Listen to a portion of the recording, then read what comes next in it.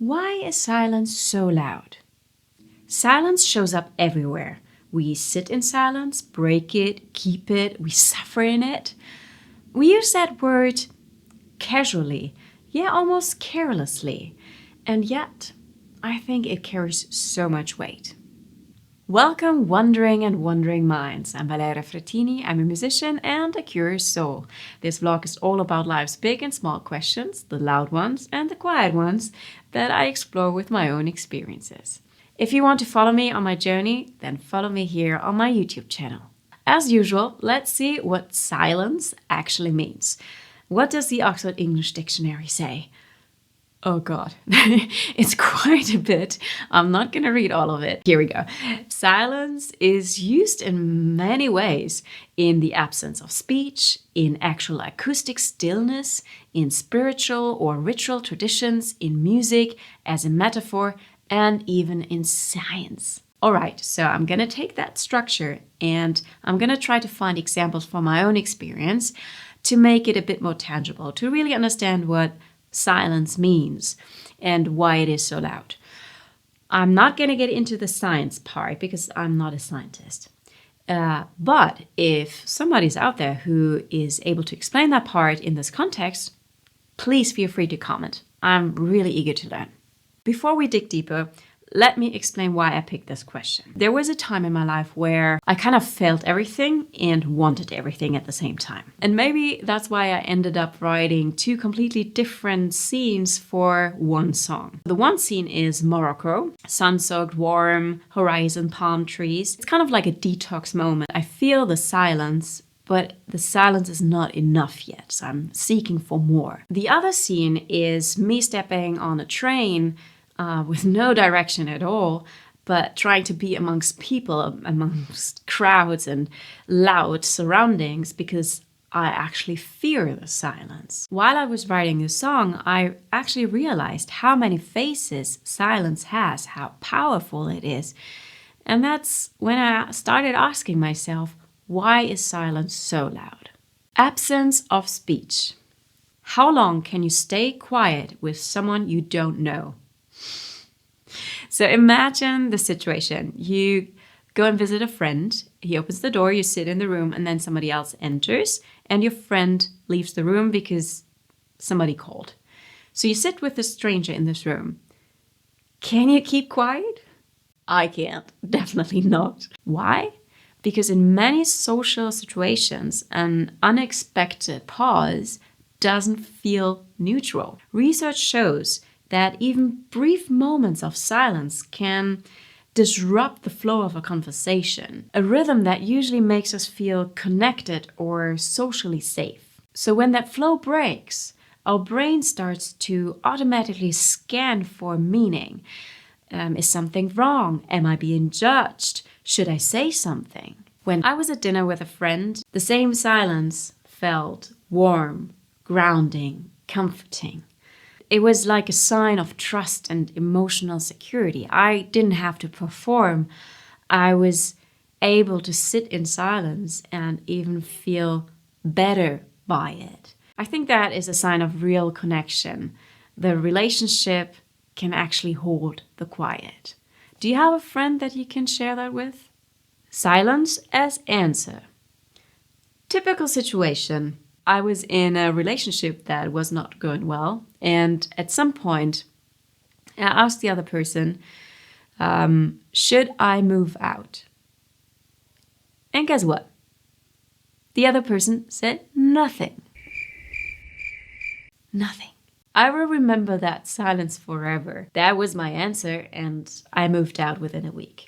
In psychology, this is often described as communication withdrawal or silent treatment. So moments when someone pulls away from dialogue out of overwhelm, fear, or as a form of defense. And as in my case, silence was the answer.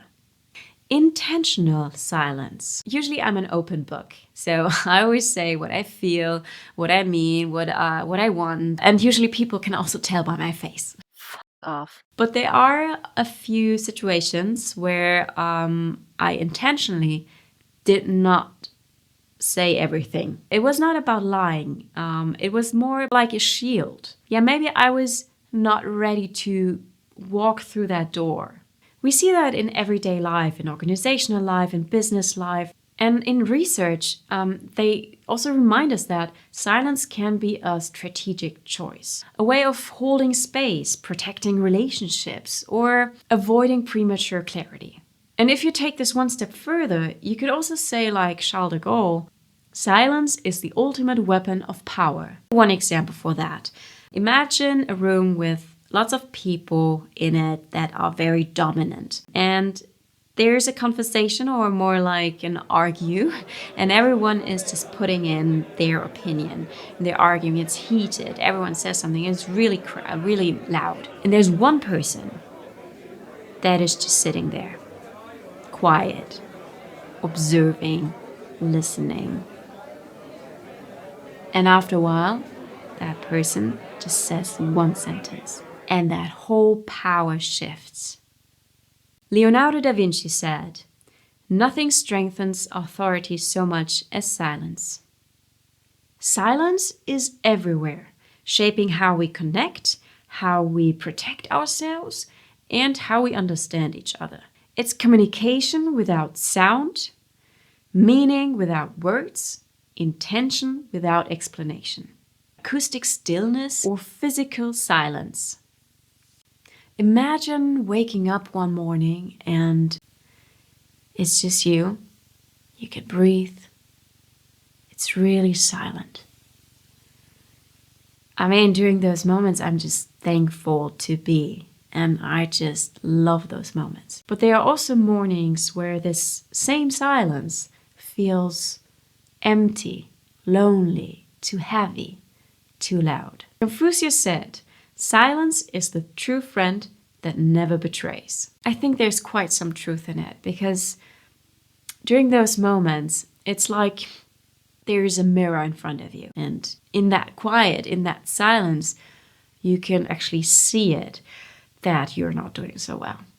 There's also silence that is intentionally created. For example, in a yoga studio for meditation, or in a music studio. For me, for example, whenever I go into that vocal booth, where the sound is really absorbed, it's this really quiet place where I really feel grounded. It's the most amazing feeling, I think. And actually, research kind of supports this thought or this experience. Quiet environments, even if it's just for a couple of minutes, can help reset our minds. They lower the stress, calm the nervous system, and allow our thoughts to actually settle instead of competing for attention. And what I also experienced is that I usually have to empty my mind in order to be able to be creative. And yeah, Albert Einstein also said, "The monotony and solitude of a quiet life stimulates the creative mind." When silence becomes too much, silence isn't always gentle. We have established that for now already, but here's another example. There are places, human-made, where almost all the sound, 99.9%, is being absorbed. They're called anechoic chambers. The most famous one is in Minneapolis, called the quietest place on earth. People report that they were able to hear their heartbeat, or the blood pumping through their veins, or even, I don't know, the moving of the eyelids. Weird. For many, it becomes intense, unsettling even, because their mind is looking for anchors. The brain that is used to translate sensory data all the time is lost. So some people actually feel anxious, disoriented, or even panic. And I mean, I guess it's clear, because we were not made for absolute silence. Silence isn't one thing. It can restore us, unsettle us, ground us, expose us. But whatever shape it takes, silence usually shows us something that otherwise we would have missed. Spiritual or ritual silence. Before the pandemic, I was not really a yoga person. Not at all, actually. But during the pandemic, I was going crazy. So I started doing yoga, 5 minutes, 10 minutes in the morning. And from the thought of doing exercise, it shifted after a while to a kind of ritual, some space for myself, just a moment to breathe. And after a while, I did understand what yoga is. And now that I'm thinking about it, I should start again. Either way, I just wanted to say that that moment, that quiet, that peace that I felt was something. William Penn once said, "True silence is the rest of the mind. It is to the spirit what sleep is to the body, nourishment and refreshment." When we talk about spiritual silence, we obviously end up talking about the vow of silence. It exists in many traditions like Buddhism, Hinduism, or Christian monastic life. The reason might be different, but the basic idea is kind of similar: to sharpen awareness, quiet the ego, and create space for deeper listening. It's not really meant as punishment. It's more like to feel the presence. I completely understand and support why they are doing it, but somehow I've always had a bit of a complicated relationship with the idea of complete silence. Because while I love silence and I know I need it, I also love my voice. I mean, my voice, especially as a singer, is not just a tool. It's a way how I think, how I connect, how I feel. Often my thoughts actually take shape while I'm speaking. So how could I go on without my voice? Wouldn't I be missing something? Silence can be a ritual, a refuge, a form of devotion. It can hold our grief, deepen our presence, or return us to ourselves. So spiritual silence is not about emptiness at all. It's about making room. The pause that makes the music. Claude Debussy once said, "The music is not in the notes, but in the silence between." I mean, this one is obvious. I'm just going to keep it short. But we all know that pause is part of the music. And music can be the same without pauses. You know those moments where the music builds up, more and more instruments come up, and then there's a drop? Yeah, that one, that moment. There's actually research that explains a bit of the feeling that you have during that moment. Music cognition studies, like from David Huron, show that pauses increase emotional impact because they increase expectation. Our brain anticipates sound, and when that doesn't happen, it kind of creates this tension. So it's called anticipatory tension. There's this guy, John Cage, who took it actually to the extreme by creating this piece for 33. So there's a pianist in front of a piano and the room full of people, and the guy doesn't play a note. Not a single one. Just sits there. And I mean, you would think there's just silence. But no, in the whole room, there's coughing, breathing, moving. So it's actually pretty loud. Silence in music isn't a gap. It's actually a choice. It gives us a frame. It gives us some moment to breathe. It gives us emotional increase. It lifts us up to different spheres. Without silence, music would be flat. Metaphorical or social silence. Silence is often associated with funerals. Traditionally, silence during funerals is peaceful, respectful.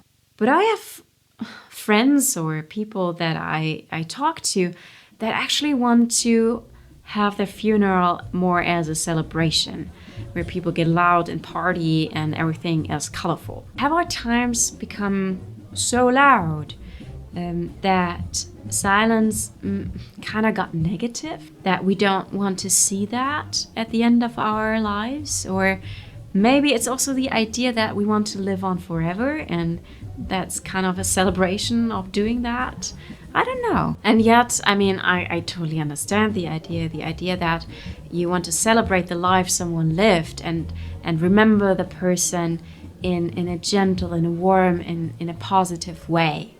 Either way, and no matter how you do the funeral, at some point you will go home, close the door, put your keys on the shelf, maybe sit down, put your hands on your lap, and then you will hear the silence. In the end, silence is not the opposite of life. It's maybe the echo of it. Okay, let's wrap this all up. Let me start with a quote by Mother Teresa. We need silence to be able to touch souls. Silence isn't nothing.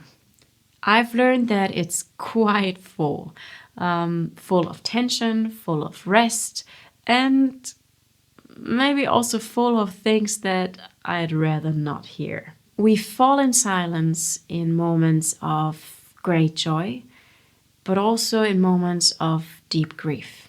In silence, we meet ourselves, and sometimes that's not really comfortable. Silence can hurt, and silence can heal.